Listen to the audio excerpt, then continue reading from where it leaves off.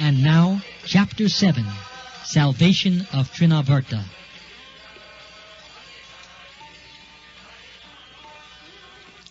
The Supreme Personality of Godhead, Krishna, is always full of 6 opulences, namely complete wealth, complete strength, complete fame, complete knowledge, complete beauty, and complete renunciation. The Lord appears in different, complete, eternal forms of incarnation. The conditioned soul has immense opportunity to hear about the transcendental activities of the Lord in these different incarnations. In the Bhagavad Gita it is said, Janma karma chame divyam. The pastimes and activities of the Lord are not material. They are beyond the material conception. But the conditioned soul can benefit by hearing such uncommon activities.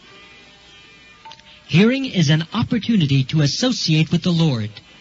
To hear of His activities is to evolve to the transcendental nature simply by hearing. The conditioned soul has a natural aptitude to hear something about other conditioned souls in the form of fiction, drama, and novel. That inclination to hear something about others may be utilized in hearing the pastimes of the Lord. Then one can immediately evolve to his transcendental nature. Krishna's pastimes are not only beautiful, they are also very pleasing to the mind.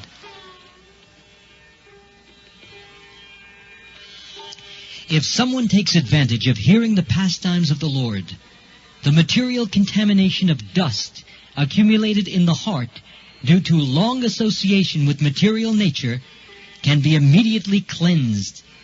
Lord Chaitanya also instructed that simply by hearing the transcendental name of Lord Krishna, one can cleanse the heart of all material contamination. There are different processes for self-realization, but this process of devotional service, of which hearing is the most important function, when adopted by any conditioned soul, will automatically cleanse him of the material contamination and enable him to realize his real constitutional position. Conditional life is due to this contamination only, and as soon as it is cleared off, then naturally the dormant function of the living entity, rendering service to the Lord, awakens. By developing his eternal relationship with the Supreme Lord, one becomes eligible to create friendship with the devotees.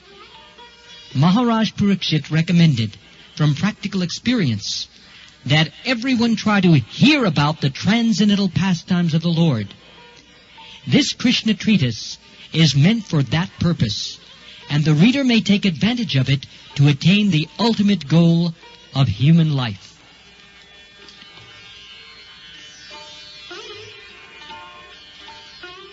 The Lord, out of His causeless mercy, descends on this material world and displays His activities just like an ordinary man. Unfortunately, the impersonalists, or the atheistic class of men, consider Krishna to be an ordinary man like themselves, and so they deride Him. This is condemned in the Bhagavad Gita by the Lord Himself when He says, Avajanati mam mudha. The mudhas, or the rascals, take Krishna to be an ordinary man, or a slightly more powerful man. Out of their great misfortune, they cannot accept Him as the Supreme Personality of Godhead. Sometimes such unfortunate persons misrepresent themselves as incarnations of Krishna without referring to the authorized scriptures.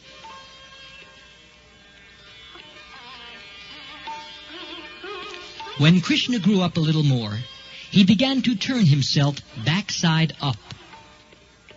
He did not merely lie down on his back.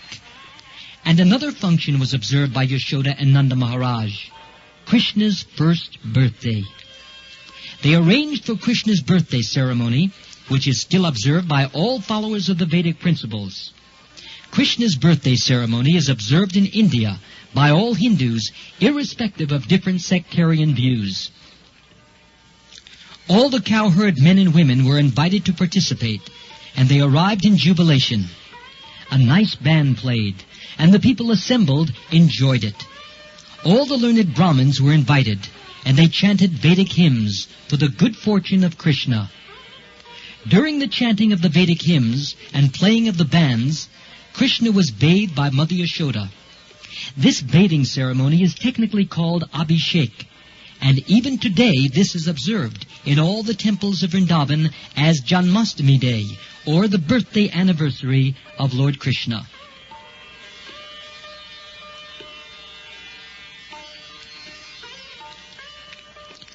On this occasion, Mother Yashoda arranged to distribute a large quantity of grains, and first-class cows decorated with golden ornaments were made ready to be given in charity to the learned, respectable Brahmins.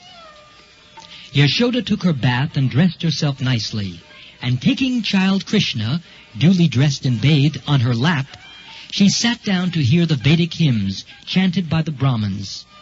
While listening to the chanting of the Vedic hymns, the child appeared to be falling asleep, and therefore Mother Yashoda very silently laid him down on the bed. Being engaged in receiving all the friends, relatives, and residents of Vrindavan on that holy occasion, she forgot to feed the child milk. He was crying, being hungry, but Mother Yashoda could not hear him cry because of the various noises. The child, however, became angry because he was hungry, and his mother was not paying attention to him. So he lifted his legs and began to kick his lotus feet, just like an ordinary child. Baby Krishna had been placed underneath a hand-driven cart, and while he was kicking his legs, he accidentally touched the wheel of the cart, and it collapsed. Various kinds of utensils and brass and metal dishes had been piled up on the handcart, and they all fell down with a great noise. The wheel of the cart separated from the axle, and the spokes of the wheel were all broken and scattered hither and thither. Mother Yashoda and all the gopis, as well as Maharaj Nanda and the cowherd men, were astonished as to how the cart could have collapsed by itself. All the men and women who were assembled for the holy function crowded around and began to suggest how the cart might have collapsed. No one could ascertain the cause, but some small children who were entrusted to play with baby Krishna informed the crowd that it was due to Krishna striking his feet against the wheel. They assured the crowd that they had seen how it had happened with their own eyes, and they strongly asserted the point. Some were listening to the statement of the small children, but others said, "How can you believe the statements of these children?" The cowherd men and women could not understand that the all-powerful personality of Godhead was lying there as a baby, and that he could do anything. Both the possible and the impossible were in his power. While the discussion was going on, baby Krishna cried. Without remonstration, Mother Yashoda picked the child up on her lap and called the learned Brahmins to chant holy Vedic hymns to counteract the evil spirits. At that time, she allowed the baby to suck her breast. If a child sucks the mother's breast nicely, it is to be understood that he is out of all danger. After this, all the stronger cowherd men put the broken cart in order, and all the scattered things were set up nicely as before. The Brahmins thereafter began to offer oblations to the sacrificial fire with yogurt, butter, kusha grass, and water. They worshipped the Supreme Personality of Godhead for the good fortune of the child. The Brahmins who were present at that time were all qualified because they were not envious. They never indulged in untruthfulness. They were never proud. They were non-violent. and they never claimed any false prestige. They were all bona fide Brahmins, and there was no reason to think that their blessing would be useless. With firm faith in the qualified Brahmins, Nanda Maharaj took his child on his lap and bathed him with water mixed with various herbs, while the Brahmins chanted hymns from the Rig, Yajur, and Samavedas.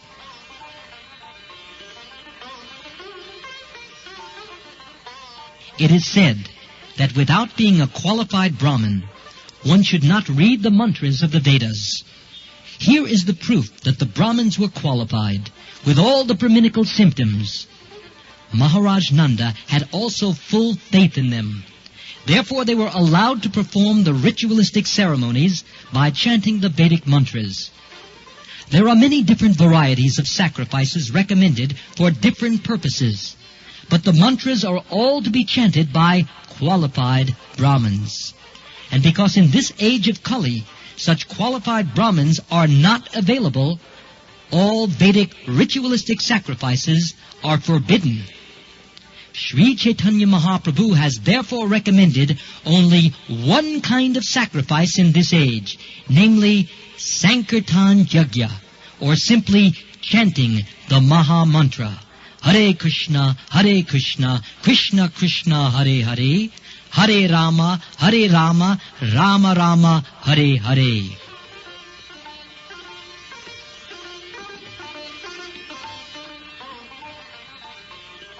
As the Brahmins chanted the Vedic hymns and performed the ritualistic ceremonies for the second time, Nanda Maharaj again gave huge quantities of grains and many cows to them. All the cows which were given in charity were covered with nice gold-embroidered garments, and their horns were bedecked with golden rings. The hooves were covered with silver plate, and they wore garlands of flowers. He gave so many cows just for the welfare of his wonderful child, and the Brahmins in return bestowed their heartfelt blessing. And the blessings offered by the able Brahmins were never to be baffled.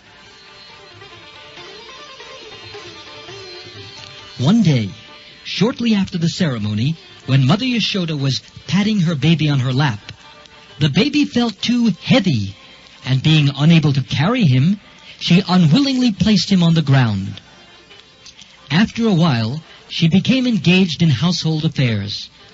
At that time, one of the servants of Kamsa, known as Tṛṇāvarta, as instructed by Kamsa, appeared there in the shape of a whirlwind. He picked the child up on his shoulders and raised a great dust storm all over Vrindavan. Because of this, everyone's eyes became covered within a few moments, and the whole area of Vrindavan became densely dark, so that no one could see himself or anyone else. During this great catastrophe, Mother Yashoda could not see her baby, who was taken away by the whirlwind, and she began to cry very piteously. She fell down on the ground exactly like a cow who has just lost her calf. When Mother Yashoda was so piteously crying, all the cowherd women immediately came and began to look for the baby, but they were disappointed and could not find him.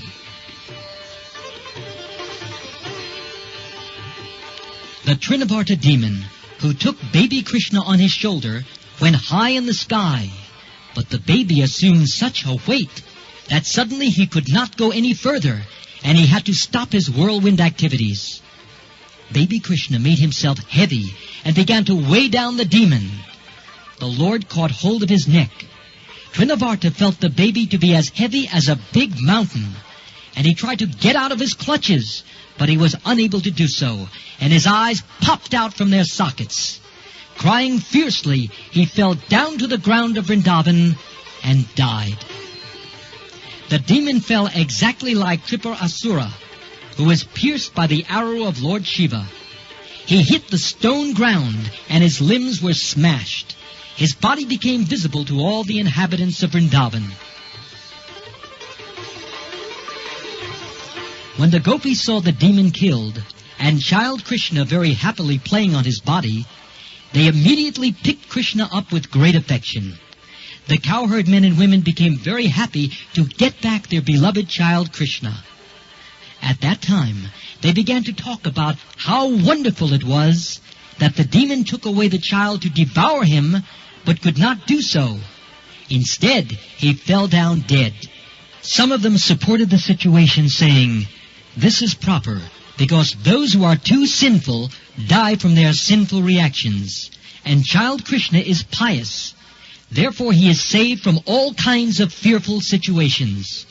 And we too must have performed great sacrifices in our previous lives, worshipping the Supreme Personality of Godhead, giving great wealth in charity, and acting philanthropically for the general welfare of men. Because of such pious activities, the child is saved from all danger." The gopis assembled there spoke among themselves, saying, "What sort of austerities and penances we must have undergone in our previous lives. We must have worshipped the Supreme Personality of Godhead, offered different kinds of sacrifice, made charities, and performed many welfare activities for the public, such as growing banyan trees and excavating wells. As a result of these pious activities, we have gotten back our child, even though he was supposed to be dead.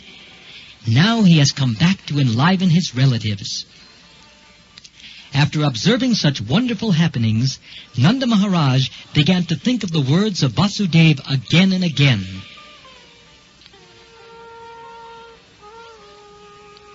After this incident, when Yashoda once was nursing her child and patting him with great affection, there streamed a profuse supply of milk from her breast, and when she opened the mouth of the child with her fingers, she suddenly saw the universal manifestation within his mouth. She saw within the mouth of Krishna the whole sky, including the luminaries, stars in all directions, the sun, moon, fire, air, seas, islands, mountains, rivers, forests, and all other movable and immovable entities. When Mother Yashoda saw this, her heart began to throb, and she murmured within herself, "How wonderful this is!" She could not express anything, but simply closed her eyes. She was absorbed in wonderful thoughts.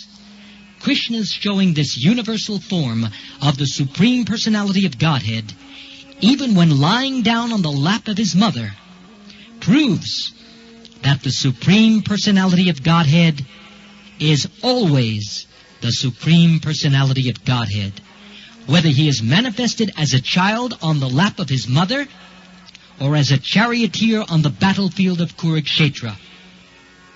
The concoction of the impersonalist that one can become God by meditation or by some artificial material activities is herewith declared false. God is always God, in any condition or status, and the living entities are always the parts and parcels of the Supreme Lord. They can never be equal to the inconceivable supernatural power of the Supreme Personality of Godhead. Thus ends the Bhaktivedanta purport of the 7th chapter of Krishna, Salvation of Tṛṇāvarta.